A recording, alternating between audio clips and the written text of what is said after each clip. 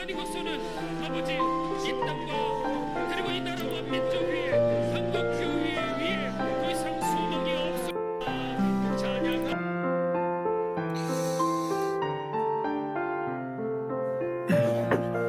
샬롬, 안녕하세요. 간만에 하나님의 말씀이 그러한가? 오늘 아침에는 길튼 교회, 영어로 되어 있는 건가요? 대한민국의 영적 위기를 벗어나려면 최성렬 목사님의 마지막 23년 12월 31일 설교 말씀을 들었어요. 성경 본문은 바로 시편 137편에 바벨론 강가에서 시온을 기억하며 울었던 시편을 설교를 하신 것을 보고 있습니다. 이 말씀을 가지고 영적 위기란 제목으로 말씀을 전하신 것을 볼 수 있어요. 대한민국의 영적 위기 세 가지를 말씀하셨어요. 정리를 하자면 이렇게 정리를 할 수 있습니다. 첫 번째 영적 위기는 이 시대가 영적 바벨론 시대이다. 하나님의 임재가 없다. 두 번째는 구원 설교가 없다. 세 번째는 딱 부러지게 말씀을 하지 않았는데 제가 놓친 것일 수도 있고요. 희생, 이것이 없다. 이렇게 이야기를 하고 있습니다. 하나님의 영적 임재, 하나님의 임재 참 중요하죠. 저도 간절히 바라고 있고요. 그러면서 김익두 목사님에 대한 이야기, 치유받은 사람만 10,000명이다. 예배에 하나님의 임재, 우리가 느끼고 체험하는 하나님의 임재가 있잖아요. 그래서 설교 듣는 종교가 아니라 하나님의 임재가 임하는 것, 임재를 경험하는 것, 회개, 이런 말씀을 하셨는데 참 전적으로 동의하고 공감을 하지 않을 수가 없습니다. 저도 예배 속에 하나님의 임재에 대한 강조, 임재를 위한 기도, 하나님을 위한 예배, 하나님을 향한 예배, 나의 위로를 위한 예배가 아니다라고 강조를 하는 편이거든요. 두 번째, 구원 설교가 없다. 회개, 기도, 이게 부족하다. 현세의 복을 지나치게 강조하고 있다. 복음을 왜곡하였다. 하나님의 나라가 사라졌다. 이 땅에서 잘 살기다. 거룩이 아니라 행복이다. 이거는 가짜이다 라는 이야기를 하고 있습니다. 또 심판 지옥 설교하는 사람이 없다. 있더라도 너무 많은 주제 가운데 하나의 주제밖에 없다. 그리고 우리의 신앙이 종교심 채우기 위한 신앙생활밖에 되지를 않는다. 세상과 타협하지 말고 하나님 앞에 나와야 한다라는 강조를 하셨어요. 참 이 시대의 구원, 회개, 기복주의 신앙을 한국이 항상 강조하고 있죠.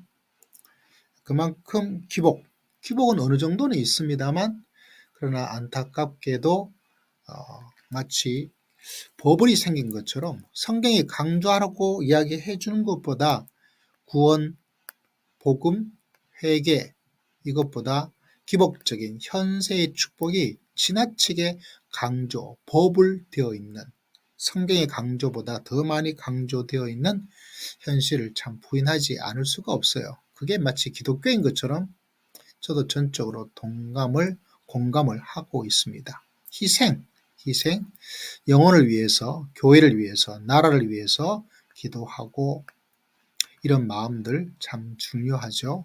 어떤 분은 가난한 사람들에게 자기의 신발을 바꾸어 주면서 그럼 이런 말씀도 하셨어요. 하나님 하지만 가족 다음에 하나님이다. 계산하고 주저하고 피해버리고 드리지를 못하고 있다. 이런 이야기를 하고 있는 것을 바라보게 됩니다. 그래서 그 바벨론 강가에 사람들이 모여서 기도했던 기도에 대한 이야기를 하는 것을 바라보게 돼요. 근데 그 내용은 참 좋고 좀 바람직하고 또 성경에서 말하고 있는 의도를 생각하면서 그래서 이런 말씀도 있습니다. 예수님이 십자가에 돌아가신 게 그냥 이런 세상 사람처럼 살 수 있는 그런 시시한 인생을 살도록 하기 위해서 예수님께서 십자가에 돌아가신 것은 아니다라는 이야기를 하고 있는 거죠. 자, 그런데 제가 조금 생각을 상고하면서 한 것은 이 장면이에요. 뭐 교회에 헌금하라고 하는 것은 무슨 문제가 있겠어요. 근데 목사님의 말씀이 설교가 끝나고 나서 곧바로 뜨는 화면이 바로 이 장면이더라고요. 그죠? 그래서 좀 마음이 좀 많이 안타까워요. 실제로 희생을 하는데 희생?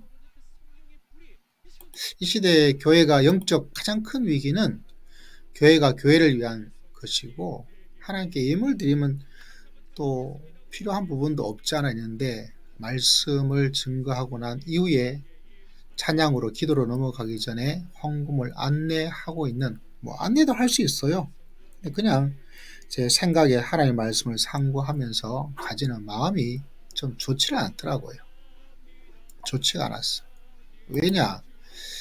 다른 것이 아니라 바벨론의 포로가 되어 갔잖아요. 우리가 잘 알고 있는 것처럼 이분들이 이스라엘 백성이 유다 왕국이 제사가 없었던 것도 아니고요.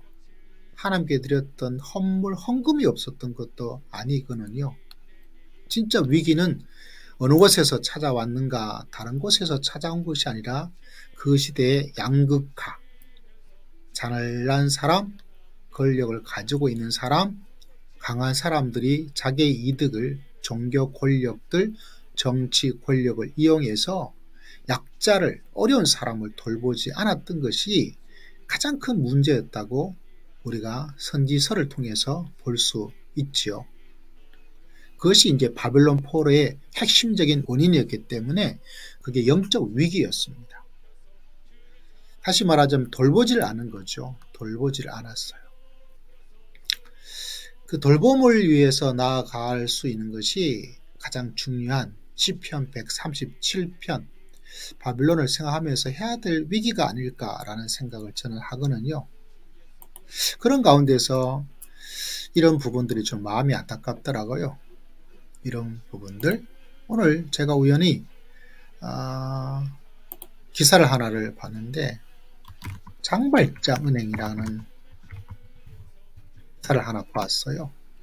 장발장은행. 장발장은행이 참 독특하더라고요.